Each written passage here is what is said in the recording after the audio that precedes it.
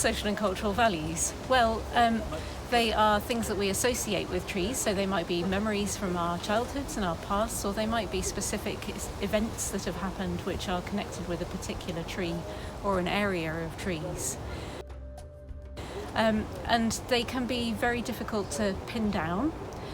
So quite often social and cultural values are things which are neglected in decision making, because whereas other environmental values have established systems for measuring and quantifying them, social and cultural values tend to be much more difficult to measure. So what we intend to do is to develop a new framework for identifying and working with social and cultural values, which will be an underpinning for our project. And then the really exciting bit comes in where we actually put that framework into practice and look at how we can use that framework to map social and cultural values and to then use them in decision making. So when it comes to understanding the mix of trees that we already have across our towns and cities, we actually know surprisingly little. We know very little about the species mix across towns and cities, the age class, the condition they're in, or even the ownership profiles.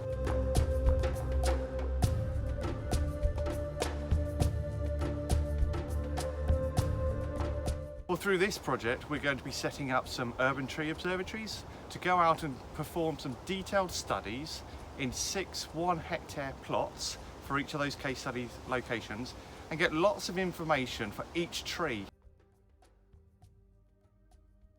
So one of the techniques we have at our disposal is specialist remote sensing imagery, so that's images flown on planes, and we can use that to give us lots of information about the trees, their health status and other things that we're interested about with them.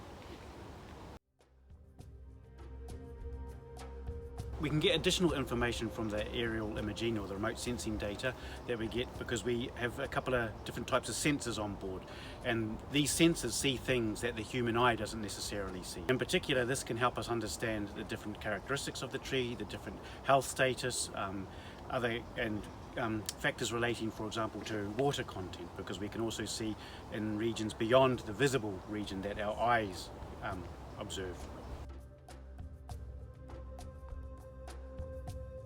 Well, we're interested in the treescapes of the past because the trees that we see around us today are largely a consequence of the decisions made in the past, whether 10 years ago or 100 years ago.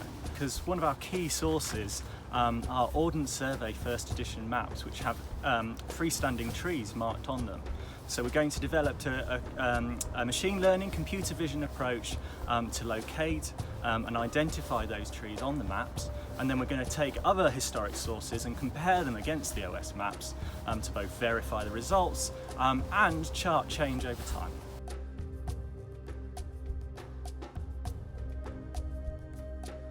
We're really interested in stories because stories are carriers of value. They're repositories of our cultural and social values.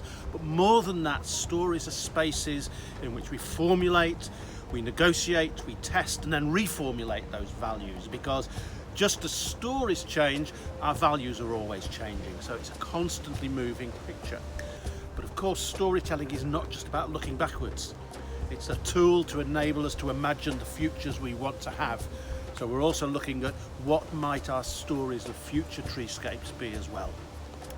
In this project, we are engaging people in 2 ways. One is through the citizens and individuals, community groups themselves, and we're calling those citizen panels. And the other involves those who have a real stake in the management of trees. We will actually be doing really focused discussions, sharing and co-creating knowledge between these groups across the 3 different focal cities.